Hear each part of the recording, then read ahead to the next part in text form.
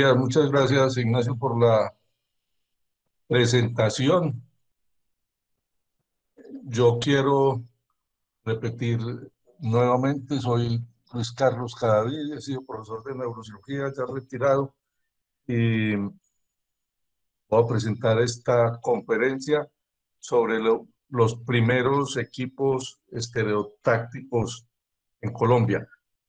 Como hay estudiantes que pueden no estar o que no están familiarizados con estos términos, la cirugía estereotáctica está orientada a localizar espacialmente en tres dimensiones los núcleos o las estructuras cerebrales y a través de instrumentos muy pequeños llegar a ellos y tomar muestras o hacer lesiones para tratar enfermedades. Lo más común, la enfermedad de Parkinson, pero también para hacer biopsias, para hacer formas muy especiales de irradiación. Y esta conferencia yo he querido presentarla porque sentí interés en conocer cómo se había desarrollado la cirugía estereotáctica en Medellín. El doctor Saúl Castaño fue el primero en utilizar un equipo estereotáctico de McCall, y de sus trabajos no hay referencia. Y segundo, cuando él falleció en el año 93, el equipo que utilizaba, que era un equipo portátil y pequeño, muy bien hecho, nadie sabía dónde estaba. Me tomó varios años encontrar la persona que lo tenía, una hermana suya, me lo facilitó y luego lo entregué al servicio de neurocirugía. Y después de tener el equipo, estudiar su funcionamiento, quise saber cuáles habían sido las primeras intervenciones, y en los archivos de neurocirugía pude buscar esas referencias. Esos son archivos muy importantes porque ahí está gran parte de la historia inicial de la neurocirugía en Colombia. Después de saberlo del equipo del doctor Castaño, me interesó saber quiénes habían utilizado en Colombia los instrumentos, que son pequeños, son guías estereotácticas, no son equipos estereotácticos, no guías estereotácticas que no carecían o no tenían precisión. Y busqué lo que había sucedido en Colombia, pero finalmente también lo amplié a los primeros equipos estereotácticos de Colombia, porque de todo esto se conoce muy poco. Entonces había la oportunidad de ampliar la conferencia. Con esta introducción, pues empecemos a decir que no hay nada nuevo bajo el sol, como dice el Eclesiastés, pero cuántas cosas viejas hay que no conocemos. Eso para hacer referencia a que la antropometría existe desde 3000 años antes de Cristo. En un ostracón, que es una placa como de yeso, en las pirámides de Memphis, se encontró este dibujo del hombre y de las proporciones. Esto es de lo más antiguo que haya existido. Y después Leonardo da Vinci hizo este dibujo muy bonito, donde se ven los tres planos cartesianos, uno horizontal, otro vertical y otro sagittal, como se denominaron posteriormente coordenadas X, Y y Z. Y también hay un dibujo muy popular, El hombre de Vitruvio, que lo dibujó Da Vinci, donde se muestran las proporciones rectas o doradas del hombre. Y llegamos después al primero que quiso buscar la localización de las capacidades mentales por la forma del cerebro que fue Gall, Franz Joseph Gall, que dibujó el cráneo y de acuerdo a la forma del cráneo buscó los sitios donde se alojaban ciertas capacidades mentales.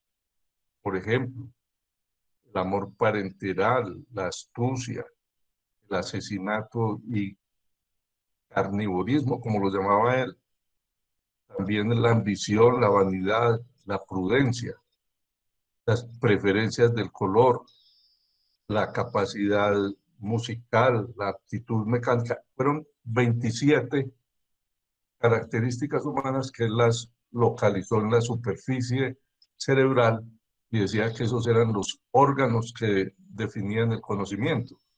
Pero después fue Broca quien localizó los centros, las estructuras nerviosas en el cerebro donde estaban localizadas ciertas funciones, especialmente el lenguaje.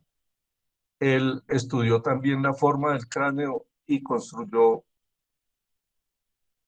docenas de instrumentos para medir el cráneo. Por ejemplo, aquí tenemos el encefalómetro que dibujaba la superficie craneal, pero también utilizando un instrumento similar al que utilizan los escultores, que lo habían utilizado también los egipcios para reproducir las formas de los faraones. Ese es el estereoencefalógrafo y él lo utilizó para hacer medidas ya de las dimensiones del cráneo, no en un solo plano, sino en los tres planos. Fue muy importante también el doctor Kocher, un judío que recibió el Premio Nobel de Fisiología en 1909, pero por sus estudios de la función tiroidea. Vemos acá un aparato que él construyó para medir la circunferencia del cerebro y localizar ciertas estructuras como la fisura de Rolando. Él es más conocido en medicina, o los cirujanos lo conocemos muy frecuentemente por las pinzas de Kocher.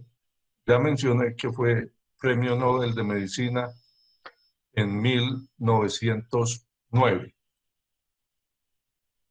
Y después encontramos que un artesano francés se preocupó de las destrucciones tan grandes que habían en las exploraciones quirúrgicas y construyó un modelo que fue el primer instrumento estereotáctico muy primitivo, no completo.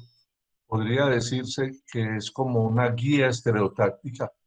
Utilizaba dos tubos de irradiación para tomar la radiografía y definir la posición de una bala en el cerebro y así evitar las exploraciones digitales mediante instrumentos que guiaban al cirujano.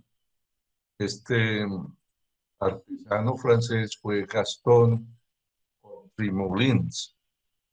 Esto fue en 1897. Pero ya los médicos, los neurólogos interesados en las estructuras cerebrales, el primero fue Dmitri Chernov, que fabricó un encefalómetro, un aparato con una base horizontal, circular, otra sagital, y podía sostenerse en el cerebro y orientar a ciertas estructuras. Él dijo que en el futuro próximo el encefalómetro era un instrumento muy importante para los neurólogos y un instrumento necesario para los cirujanos.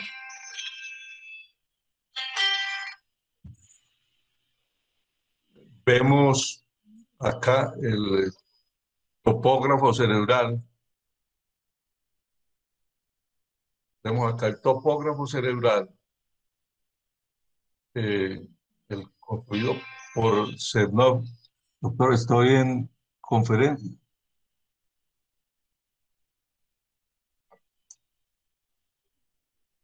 Bueno, hay que cerrar hay que apagar el celular definitivamente. Eh, En 1899, Cernov decía, construye un instrumento que permite proyectar el patrón de suturas, surcos o estructuras cerebrales profundamente arraigadas en la superficie esférica y luego transformarlo en un plano similar a la proyección del globo terráqueo. Aquí tenemos el mapa, se ven las estructuras cerebrales profundas, los lóbulos frontales, el cuerpo calloso, la ínsula, los ganglios basales. Después un alumno, que fue Grigori Rosolimo, hizo un aparato modificado, media circunferencia con perforaciones para introducir una aguja. Vean aquí la aguja que pudo introducir y sospechando la localización de algunas lesiones, pudo evacuar abscesos cerebrales. 3 pacientes fueron intervenidos. Eh, en uno llegó al absceso y en otros 2 estuvo muy próximo.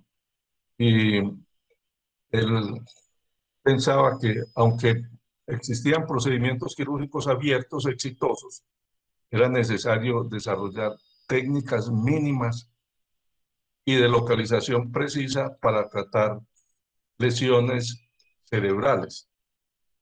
Este concepto fue reproducido por otros artesanos también, o algunos cirujanos.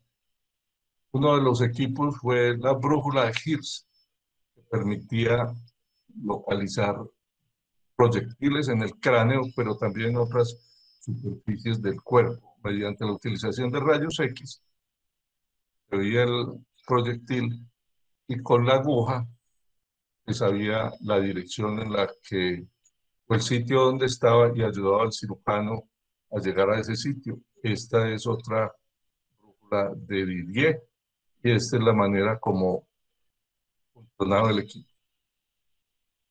Encontré un artículo muy interesante en este libro más llamativo, las 2 cosas son llamativas, de un autor desconocido, pero este es el British Journal de Cirugía, donde un oficial del ejército ideó un equipo para localizar también proyectiles de bala.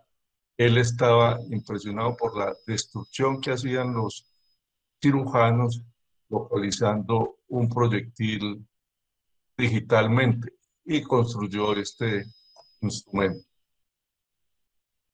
Vemos aquí ya la idea de la cirugía estereotáctica que fue basada en las coordenadas precisas, las coordenadas cartesianas del equipo de Horsley y Clark, utilizados solamente en animales.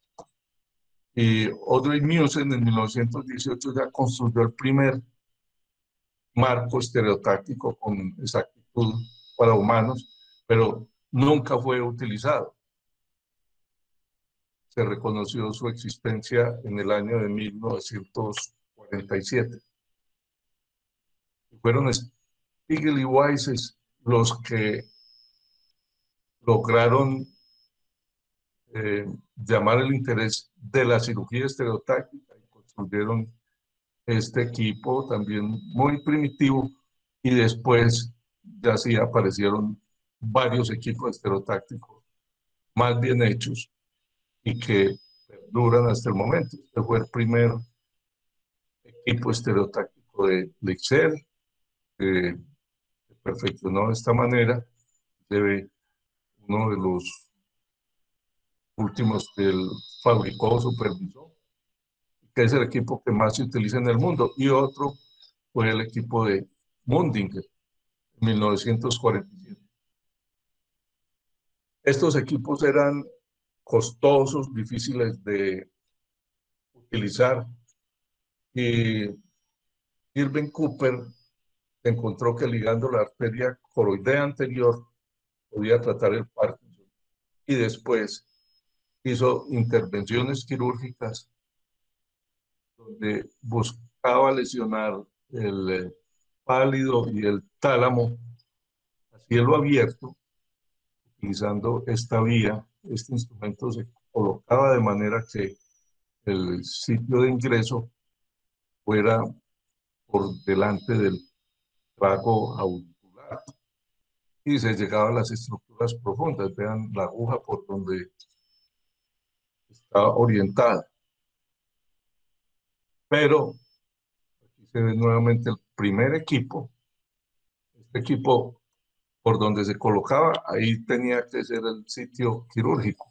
Pero después lo modificó y hizo que la aguja entrara por el lado opuesto, con una dirección diferente, esta, y el equipo llegaba a las estructuras seleccionadas con un brazo rotatorio pequeño. Este es el equipo de Cooper, que después lo modificó, como sucedió con todos los marcos estereotácticos. Con el paso de los años, con el desarrollo de nuevas máquinas, con el desarrollo de nuevos materiales y técnicas refinadas de construcción, se logró más exactitud, más liviano. Para utilizar el equipo de Cooper, las referencias eran básicamente estos dibujos. Allá era donde había que orientar la aguja. Procedimientos muy inciertos, eran de error, ensayo. Se introducía la aguja, se inyectaba una sustancia como alcohol y otras veces se insuflaba un pequeño balón y 2 o 3 días después, de acuerdo a la respuesta que hubiera, se podía inyectar la sustancia. Todo eso que había que hacerlo para evitar hacer lesiones que fueran inútiles y pudieran hacer daño. Y vemos aquí o sea, un montón de guías estereotácticas. La de Austin es una bola con un tornillo que se puede girar. Aquí no hay ninguna referencia clara para llegar a la lesión, pero se aproximaba. Aquí vemos otra guía de Guillot, que carecía de precisión, simplemente orientaba las agujas. Esto fue en 1958. Vimos que en el 56 fue la de Cooper. La de Rand Wells se fabricó en 1961. Otra fue la de McKinney, equipos similares. Una guía que carecía de exactitud y solamente orientaba. Un argentino, Herman, hizo su propia guía, él hizo muchas intervenciones. Vemos aquí la guía estereotáctica de él, tenía unos dispositivos que facilitaban más o mejor la orientación, pero de todas maneras era muy exacto. Esto sucedía en el año 59.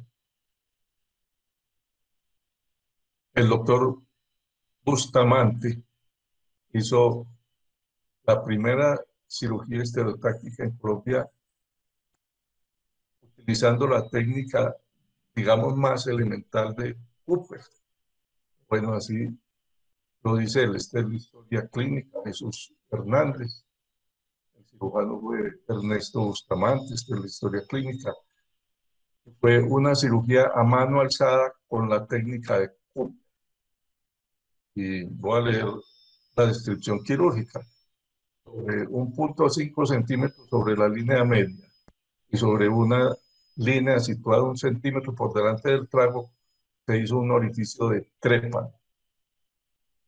Se abrió la meninge en cruz y se introdujo un leucótomo tipo Egas Moniz, es este. El leucótomo entra, que salga esta parte inicial. Cuando está en el sitio, se saca este pequeño alambre, se rota y de esa manera se corta el tejido cerebral. Paralelo a la línea media descrita y dirigido al ángulo interno del ojo derecho, se dejó el trócar in situ, se suturó la piel y se pasa el paciente a rayos X para control de la posición del leucótomo. Colocado 1 centímetro detrás del monro y 2 centímetros de la línea media. Y se inyectó procaína sin que apareciera trastorno motor. Se abrió entonces el leucótomo y se hace un corte girando el instrumento 180 grados. Se apreció entonces enrojecimiento de la cara, contracción facial izquierda, y el paciente obedecía fácilmente las órdenes. Se apreció mejoría de la movilización de los miembros izquierdos. El paciente falleció 6 días más tarde por una bronconeumonía. Después de esto, el doctor Saúl Castaño hizo varias intervenciones con la técnica de Cooper. Esta es la aguja de Cooper que se puede insuflar, no dice que se introdujo la aguja de Cooper 6 centímetros dentro del cerebro, bueno, con controles radiológicos. El doctor Jaime Gómez ignoraba lo que se había hecho en Medellín, hizo una publicación hablando de la primera operación estereotáctica para tratar la enfermedad de Parkinson en 1962. Fue obviamente después de que hubiera sucedido en Medellín. Él cuenta, esta es la única publicación que él hizo sobre la cirugía, que estuvo en Estados Unidos, en Nueva York, asistió al servicio de Cooper, dio los procedimientos y él había sido asistente para un reporte de una cadena de televisión y le regalaron el equipo de Cooper. Él vino, hizo unas pruebas del equipo de cadáver y después hizo una intervención a un paciente, el padre de un médico, y cuenta muy interesante que le regalaron 2 caballos porque no habían cobrado. Eh, ese es el reporte del doctor Jaime Gómez. Este equipo lo tiene un neurocirujano en Bogotá. Me dijo que lo está buscando, esperamos que entre a ser parte de los museos neuroquirúrgicos. El otro neurocirujano que utilizó guía estereotáctica, la de Cooper, fue el doctor Fernando Gutiérrez Lara. Él estuvo en Bogotá, posteriormente en Cali, fue rector de la Universidad Libre en 2 oportunidades. Sé que hizo cirugía estereotáctica con el equipo, pero tampoco hizo ninguna publicación. La única publicación de él la hizo en Surgical Neurology, la evacuación de un quiste coloide, pero en vez de hacerlo estereotáctico lo hizo a mano alzada. Tratamientos de los tumores del tercer ventrículo con una técnica simple. Otro neurocirujano que utilizó el equipo de Cooper fue el doctor Gerardo Aristizábal en el Hospital San Juan de Dios. Él hizo también una modificación para hacer el procedimiento más ágil y no tener lo que trasladar al quirófano. Tampoco hay ningún registro médico de lo que hizo. Y llegamos aquí a conocer el equipo de Ian Ray McCall. La publicación es de 1959. Y vemos aquí el dibujo del equipo que hace un orificio en el cráneo, se fija al hueso, se coloca en la región frontal a unos 10 o 15 centímetros de la clavícula y se toman radiografías definiendo el blanco y reconociendo cuál va a ser el trayecto de la aguja por una proyección sin introducirlo totalmente. Cuando al variar la posición de la aguja guía, se ve que se va a llegar al blanco, se introduce, pero como estas son superficies irregulares y eso, el cráneo no es uniforme, aparte de eso, obviamente, igual, no hay manera de saber, de estar seguros de dónde se hacen las lesiones, son sitios aproximados, son guías nomás. Aquí vemos al doctor Saúl Castaño, falleció en 1993, y vean el equipo, es un equipo muy bonito, muy bien hecho, con unos ajustes fenomenales. Esta es la guía de orientación para los estudios radiológicos. Vuelvo a decir, me dio mucha dificultad encontrarlo y es un tesoro en un museo neuroquirúrgico. Vean aquí el equipo, espero que se encuentre en buenas condiciones y se conserve mucho tiempo. Es el único de este tipo en Colombia y muy pocos de estos se utilizaron en el mundo. Muy pocas fueron las publicaciones utilizando este tipo. Y aquí vemos la primera cirugía que él hizo con el equipo de McCall en 1962. El doctor Castaño se interesó en hacer cirugía estereotáctica, viajó a Inglaterra y también estuvo en Francia. Y este era un equipo muy popular, con un precio que en las publicaciones hablan de 35, 40 libras, cuando los otros equipos podían tener valores de 3.000. Entonces, los neurocirujanos compraban estos equipos para su uso personal y muchos también los fabricaron para ellos. Aquí vemos otra descripción de una cirugía para la enfermedad de Parkinson. Esta vez no utilizó el equipo de McCall, sino la aguja de Cooper. Se ve el dibujo, la ilustración de cómo fue la cirugía. Este era el blanco.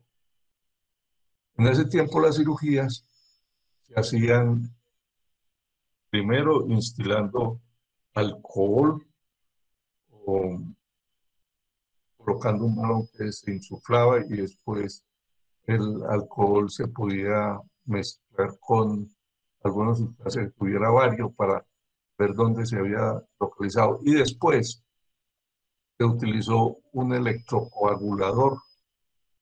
Un electrocoagulador, la aguja estaba aislada en toda su extensión menos en la punta. Se colocaba el electrobisturí y se producía una lesión que era imposible de definir la extensión. Entonces, era una suerte hacer una buena lesión. Aquí vemos otra descripción de una cirugía de Parkinson con el equipo de McCall. A este se le hizo una quimopalidectomía. se inyectó etopalín, que era la sustancia que podía marcar la posición del electrodo. Aquí vemos una descripción quirúrgica para un caso de atetosis y se hizo electrocoagulación del tálamo derecho. Está la descripción quirúrgica. Y vemos otra descripción de un paciente con hiperquinesia. En los casos de hiperquinesia se hace estimulación y se mide cuál es la respuesta. Se busca que haya aumento de la presión arterial y del pulso y el tamaño de las pupilas. Esta respuesta es la que marca la correcta posición de la aguja. Vemos otra talamotomía izquierda para Parkinson. Y estas son las historias del archivo de neurocirugía, donde están los pacientes que fueron atendidos por enfermedad de Parkinson. Llegaron al servicio con enfermedad de Parkinson y muy pocos de ellos fueron intervenidos hasta 1969 aproximadamente. Fueron unos 15 pacientes en total. O sea que la cirugía estereotáctica no fue muy voluminosa. Algunos dicen que otros neurocirujanos hicieron muchas cirugías, pero no hay ningún reporte hasta ahora. Y ya empecemos a ver cómo esta fase de las guías estereotácticas evolucionó a los marcos estereotácticos. El atlas más importante, uno de los tres más importantes del cerebro, fue el de Talairac, de David y de Hernando Corredor. Esto es muy importante, es un colombiano que estuvo estudiando con Talairac, participó en la elaboración de este mapa tan importante y vino a Colombia. Trajo, hay una foto donde se ve bajando de un avión con el libro de anatomía estereotáctica, que es muy grande. Y aquí vemos el marco estereotáctico que está en el Hospital San Vicente. Fue importado, fue adquirido por el doctor Carlos Posada para el Hospital Mental. Él fue director del Hospital Mental en 1960. Entonces, este equipo debió comprarse por esos años de 1960 y el doctor Humberto Uribe comentaba, escribió que el doctor Corredor vino a Medellín y era el programado que se había elegido para hacer la cirugía estereotáctica, pero no aceptó y finalmente este equipo nunca fue utilizado. Fue el primer equipo estereotáctico de los de Colombia que nunca fue utilizado. Después, el equipo de Mundinger es otro de los equipos que bueno, pasaron 18 años desde que fue adquirido hasta que empezó a utilizar. Yo lo conocí cuando todavía estaba envuelto en plástico, la gran proporción de partes, ¿verdad? Que llegaba y no se utilizó. El doctor Jacinto López estudió en Suecia, trajo su equipo estereotáctico por los años 30. Lo único que pude encontrar de él es que es oriundo de Pesca, debe ser un municipio, y dice él que es de Sagamuxi, eso es en Boyacá, de la provincia de Sagamuxi. Y él evacuó hematomas cerebrales con el método estereotáctico hizo coagulación percutánea con radiofrecuencia de neurólisis del trigémino y sé que hizo cirugía estereotáctica, pero tampoco se sabe cuántas. Esta información de su actividad la debió hacer él, la publicó en el periódico El Tiempo en 1994. Aquí vemos un personaje muy importante, el doctor Peña, ya se me... no, pues diré cuál es el nombre. El doctor Fernando Rosas. Él fabricó un equipo estereotáctico en Colombia, hizo su equipo estereotáctico y lo utilizó para hacer estudios neurofisiológicos, para estudiar pacientes con Parkinson, con instrumentos que él hizo y modificó. Este es otro de los que, como me decía el doctor Hitchcock, que cada neurocirujano que se respete fabrica su equipo. Esta es una foto de los instrumentos que utilizaba el doctor Rosas para hacer la cirugía. Y hay una película sobre una cirugía para Parkinson muy interesante. Aunque fue neurocirujano, se dedicó más a la neurofisiología. Y aquí vemos las descripciones de las intervenciones quirúrgicas. Son pocas. Desde el 59 al 71 se hicieron 15 cirugías estereotácticas, 4 con la técnica de Cooper y 11 con el equipo de Marconi. Se trataron pacientes con enfermedades de Parkinson, atetosis rural e hiperquinesia. Y después de los marcos estereotácticos, esos tenían mucha precisión y tienen mucha precisión submilimétrica. Entonces llegó la época de los computadores, de la tomografía y la resonancia. Y los médicos y personal de sistemas asociados hicieron una matriz, construyeron alrededor del cerebro una matriz y colocaron una aguja. Como estaba inscrita en una matriz, la podían orientar a cualquier sitio con precisión. Ya no había ninguna incertidumbre por cálculos matemáticos que hacen el computador. En fracciones de segundo se localizan los núcleos nerviosos. Digamos que todo el cerebro cabe en un chip y se orientan agujas para llegar a tumores, para llegar a los núcleos cerebrales, para orientar la radioterapia o la radiocirugía, que es una manera de hacer, de lesionar tumores y estructuras cerebrales con irradiación.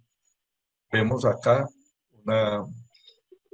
una guía estereotáctica que fue, esta es la Starfix a microtarget, que fue publicada o patentada en el 2001.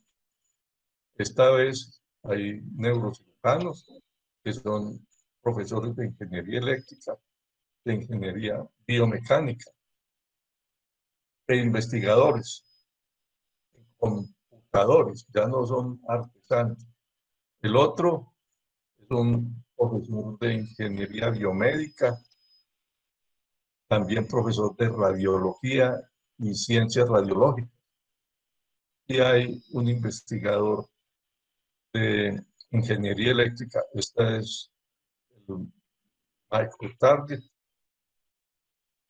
Estos instrumentos se utilizan, el neurocirujano coloca 3 tornillos tres tornillos de referencia, toman estudios radiológicos o de resonancia magnética, se envían a los productores de esta base, de esta guía, y ellos colocan y hacen una plataforma que dirige la aguja a los núcleos cerebrales. Esta es la patente que ellos lograron. Y vean ustedes, ya llegamos entonces a la época de los robots. En este momento, con este robot, se puede orientar la aguja. El neurocirujano tiene que hacer muy poco.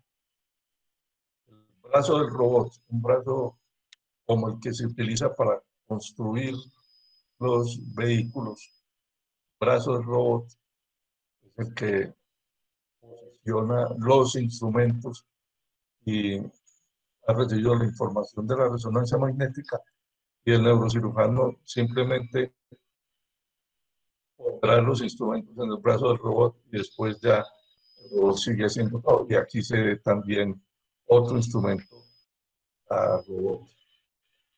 Robot es una palabra nueva. Vean aquí el neurocirujano introduciendo una aguja para hacer una lesión en el cerebro. Y este es un robot muy especial. Hace destrucciones de tumores y de núcleos cerebrales por medio de irradiación, la radiocirugía.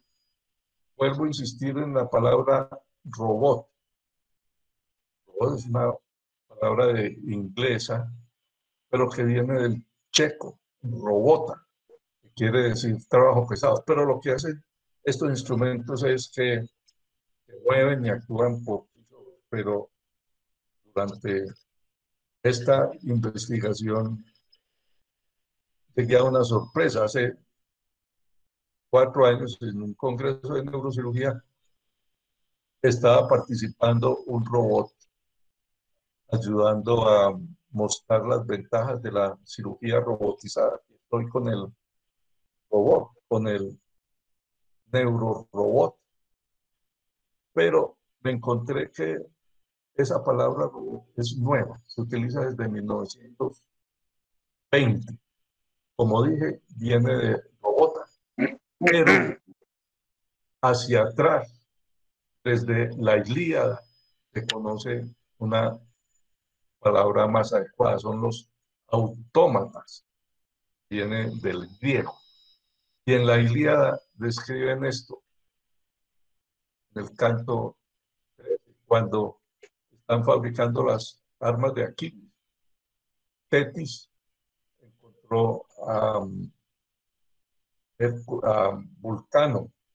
Dice, halló al dios bañado en sudor y moviéndose en torno de los fuelles, pues fabricaba 20 trípodes que debían permanecer arrimados a la pared del bien construido palacio. Tenían ruedas de oro en los pies para que de su propio impulso pudieran entrar donde los dioses se congregaban y volver a la casa. Es decir, era lo que ahora se llaman robots. En ese tiempo lo utilizaban para construir trípodes. Ahora se utilizan para construir carros. Y más adelante dice, tomó el fornido cetro y salió cojeando. No era cojo. Apoyado en dos estatuas de oro que eran semejantes a vivientes jóvenes, pues tenían inteligencia, voz, fuerza y hallábanse ejercitadas en las obras propias de los inmortales dioses. Es decir, lo que hace esta androide que se llama Sofía, que también habla. Es decir, lo que se hacía en el pasado, se está volviendo a hacer ahora y se cree que es nuevo. Y voy a utilizar también la referencia, yo presenté una charla sobre el mecanismo de Antiquítera, un objeto que se encontró en un rescate de un barco en, fue en 1920. Pero esta es lo que se dice que es el primer computador que haya existido unos 300 o 400 años antes de Cristo. Quieran ver esa presentación, aquí está la referencia en YouTube, la que hice yo, porque hay otras que son complementos. Y todo esto nos lleva a pensar en lo que dice el Eclesiastés en el libro 1. Todas las cosas son fatigosas más de lo que el hombre puede expresar. Nunca se sacia el ojo de ver, ni el oído de oír. Esto de que todas las cosas son fatigosas, hay que ver toda la dificultad que hubo para construir las guías y los marcos estereotácticos. ¿Qué es lo que fue? Lo mismo que será. Es lo que se ha hecho. Lo mismo que se hará. Y nada hay nuevo debajo del sol. Hay algo de que se puede decir, que aquí esto es nuevo. Y ahora, ya que los siglos, ya fue en los siglos que nos han precedido. Eso está en el Eclesiastés. Y vamos a la primera imagen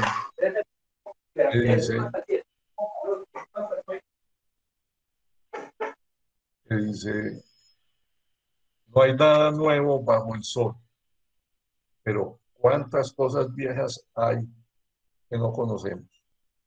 Bueno, muchas gracias por la atención. Y ahora sí, habrán algunas preguntas. Doctor Cabe, muchas gracias.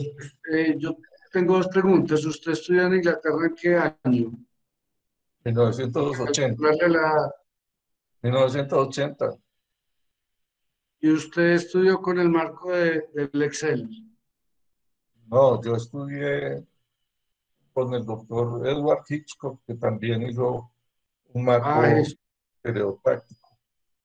Sí, y la segunda pregunta que aquí estaba hablando con los residentes es, yo recuerdo que usted en la clínica del Rosario ponía el marco y apuntaba a un equipo de rayos X como a unos metros. Eso era ¿por qué? Y tenía unas rayas en el piso. Sí, en ese tiempo, la cirugía estereotáctica se hacía con rayos X. Había que inyectar medio de contraste al sistema ventricular, llenar el sistema ventricular con medio de contraste y tomar unas radiografías a 2 metros de distancia para que no existiera magnificación. Y las líneas que habían en el piso era para que el, los rayos X fueran tomados justo al frente del marco estereotáctico a la misma altura y había que hacerlo AP y lateral para lograr una máxima exactitud, lo que no pasaba con las guías estereotácticas. Después vino la época cuando la localización de las estructuras nerviosas se pudo hacer con la tomografía y finalmente con la resonancia magnética.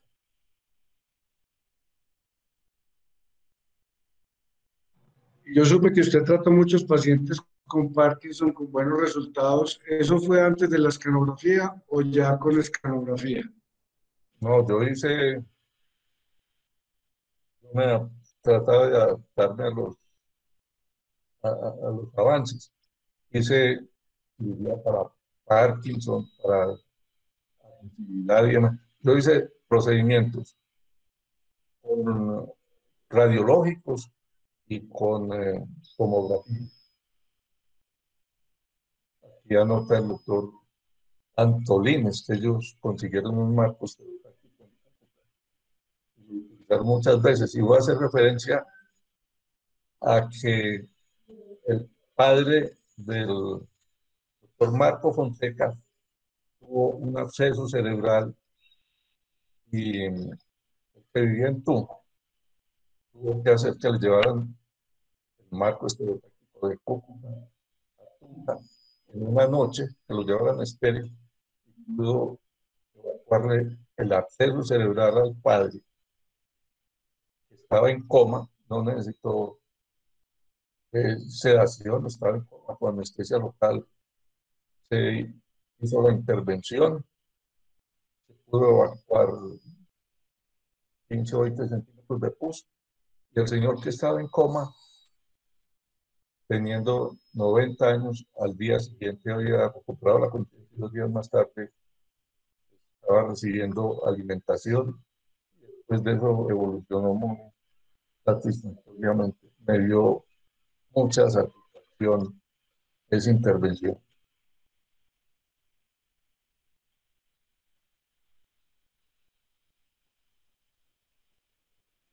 ¿Y por qué no nos habló del marco de Cadavid? Esto fue sobre los primeros equipos. Yo he publicado mucho, he hecho muchas presentaciones del marco de Cadavid y esa será motivo de otra exposición, aunque ya hay bastante ilustración, yo creo.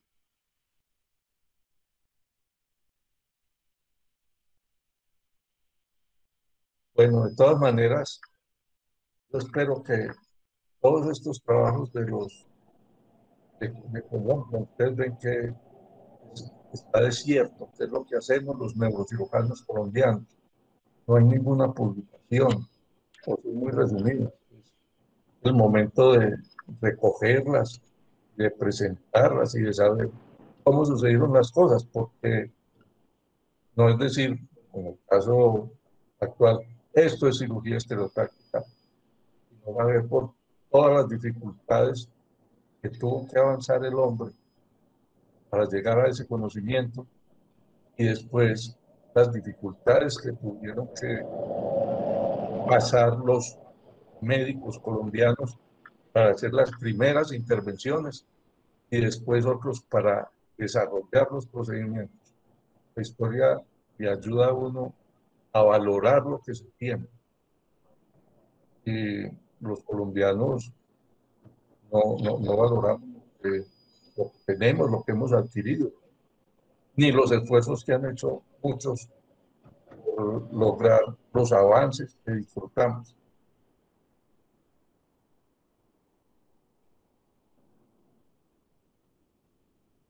Doctor Cadavid, Sí, sí, doctor buenos Saúl. días.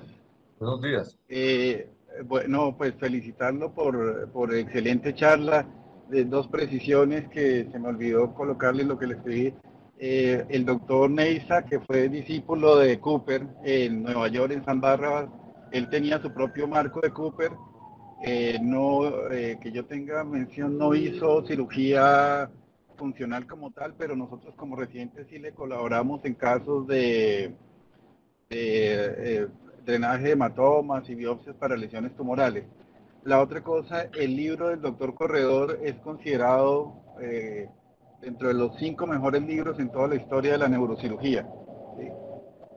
¿Sí? Y lo que usted dice, nosotros, la nueva generación de neurocirujanos, estamos en hombros de gigantes, pero para, para el auditorio con conocimiento de causa, yo creo que la estereotaxia y la neurocirugía funcional que se hace en Colombia es en este momento de primer nivel. Nosotros hacemos todo tipo de intervenciones en Colombia, radiocirugía, con Gamma Knife, con LINAF, con CyberKnife, con grupos muy bien constituidos, muy bien armados.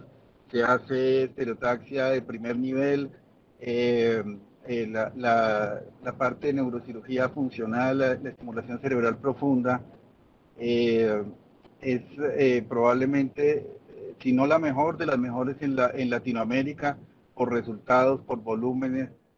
Somos reconocidos por los grupos bien constituidos, bien armados en Medellín, en Cali, en Bogotá. Entonces yo creo que lo que ustedes han hecho, sembrar, ha dado muy buenos frutos, porque realmente la parte estereotaxia y funcional y epilepsia que se hace en Colombia actualmente es muy bueno. La gente habla pestes de nuestro sistema de salud. Yo les digo que no. Tuve la oportunidad de estudiar en varios sitios de Latinoamérica. Los pacientes tienen que conseguir los insumos, tienen que conseguir los estimuladores. En Colombia el sistema es demasiado bondadoso. Ahí se pueden hacer cirugías fantásticas y realmente el cubrimiento es de las aseguradoras. Y por último, doctor Cadavid, no es felicitarlo por la charla, es felicitarlo por todo lo que usted sembró, y estaba en mi mente que realmente la figura más significativa que tiene Colombia en el campo de la estereotaxia y la neurocirugía funcional es usted, porque o sea, cuando yo le ayudé, ahí sembró en mí una inquietudes y que posteriormente con mucho esfuerzo se pudieron llevar adelante. Así sembró en muchos jóvenes neuroquirúrgicos. Ha sido su persistencia en cada congreso, un nuevo trabajo, una nueva idea, una nueva lucha. Y realmente usted es para mí la persona más significativa en estereotaxia y neurocirugía funcional que ha tenido Colombia. Ha sido de los pioneros, de las personas que ha publicado, de las personas que en todos los congresos que yo asistí, siempre una idea nueva, una innovación, algo nuevo, y eso es importante, y las generaciones nuevas estamos sobre hombros de gigantes. Muchas gracias. Gracias, doctor Zorro. Me voy a referir primero al comentario que me hace sobre el doctor Neisa. Me habían dicho que probablemente era el que había adquirido el equipo de Mundinger para la policía, pero obviamente me aclara ese dato. Pero es muy importante recolectar todos esos datos históricos y tenerlos, porque pasa el tiempo. Por ejemplo, el doctor Jacinto López se murió hace 4 o 5 años, uno no sabe, no hay ni una foto de él, y trabajó, no hay nada, ni absolutamente nada. El doctor Gutiérrez Lara tampoco se sabe, pero esa historia hay que tenerla presente. Y este medio, estos canales, estos de YouTube o los Hangouts, todo esto es una manera excelente de tener la historia, y de presentar los hechos, de escribirla con hechos. Ahora tenemos esta gran facilidad. Es muy difícil hacer una publicación internacional, incluso una publicación local. Pero estas conferencias o estas charlas van a ser el recurso histórico que habrá de saber qué fue lo que se hizo. Y va a estar, yo pienso que muy completo. Entonces hay que escribirlo. Y yo sí tengo que decir que durante mucho tiempo, de ver lo que pasaba con la cirugía estereotáctica, de la dificultad que había en hacerlo, de los equipos costosos y demás, yo dije, la cirugía estereotáctica va a desaparecer en Colombia. Es más, va a hacer esto. Van a llegar, se preparan en otra parte. ¿Y qué hospital va a dar los equipos y no tienen recursos? Pero gracias, lo que dijiste, gracias al sistema de salud actual, en este momento hay todo lo que se puede imaginar. de todo, absolutamente. Yo no sé cuántos neurocirujanos están haciendo cirugía estereotáctica actualmente, pero yo creo que sean más de 20 o 25, tal vez más. Entonces, indudablemente que en cirugía estereotáctica se tienen muchos avances. Y en radiocirugía también se utiliza, me parece que hay campo para más radiocirugía, para que más neurocirujanos se interesen en la radiocirugía, en explorar toda la capacidad de la radiocirugía y yo digo no estar tan tímidamente utilizando o aceptando o investigando. No sé si haya algún otro comentario. Doctor David, buenos días. Bernardo, Yo, bueno, Bernardo, quería felicitarlo por la exposición y quería agradecerle y reconocerle su inspiración. Usted fue el que me metió en esta milonga y bueno, aquí vamos. Muchas gracias. gracias, Bernardo. Como me decías ayer, te decía ayer que había, decías en Medellín, hablando de la cirugía estereotáctica, nos tocó bailar con la más fea, porque en ese momento las biopsias y el Parkinson y todo había que hacerlo gratis en el 98%. Pero yo veo que ahora no es la más fea, sino que gracias a los que hacen cirugía funcional estereotáctica están bailando con la más bonita, con la más Hay un bonita. libro, hay un libro de Frank Bertosik, un neurocirujano de Pittsburgh que tiene Parkinson ahora y el libro se llama Cuando el aire golpea tu cerebro y es de la residencia y él dice que el que hace estereotaxia es como el que patea en fútbol americano. Que durante el juego lo miran de manera pues despreciable, pero cuando llega el momento de tener que patear ahí sí nos, nos llaman con todo cariño al juego.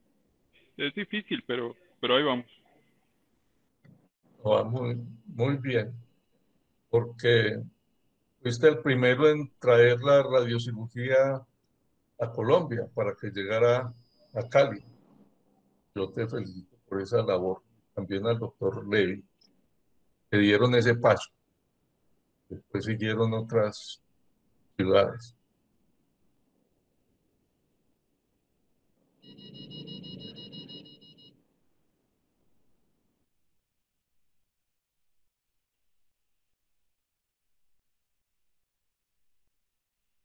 Bueno, veo que no hay más comentarios. Muchas Doctor gracias a David, todos. Adelante. doctor, ¿cómo está? Un saludo para todos. También de mi parte quería felicitarlo por la charla, por esa intención de seguir en este campo de la educación, por seguirnos brindando pues todos sus conocimientos. Siempre ha sido muy grato para nosotros eh, escuchar su historia, eh, todo el trabajo que tuvo que hacer y créame que ha sido un incentivo para seguir adelante en este campo. Y obviamente en Medellín yo creo que sigue siendo la figura más representativa de la estereotaxia, posiblemente en Colombia también. Y ha sido un aliciente para todos los que de cierta forma trabajamos en esta área, ¿no? Siempre lo tomamos como referencia y esperamos pues que nos siga acompañando con este tipo de actividades por mucho tiempo todavía. Gracias, Libardo. Espero que estés acumulando tus casos y presentes, por ejemplo, en una reunión del servicio. ¿Cuál ha sido tu experiencia? Claro que sí, en esas estamos. Próximo Congreso Internacional o Mundial, yo espero que haya mucha contribución de la cirugía estereotáctica colombiana porque hay material suficiente. Luis Carlos, muy buenos días. Edgar Ordóñez de Bogotá. Edgar, ¿qué tal? ¿Cómo estás? Bien, muchas gracias. Más que mis felicitaciones por tu conferencia, es lo que ya me uno a quienes se han comentado al ejemplo de vida e inspirador de la estereotaxia en Colombia. Felicitaciones, Luis Carlos. Buen día. Muchas gracias. Muchas gracias, Edgar. Hemos batallado en el mismo campo de buscar los avances en neurocirugía. Yo por un lado y tú también en otro.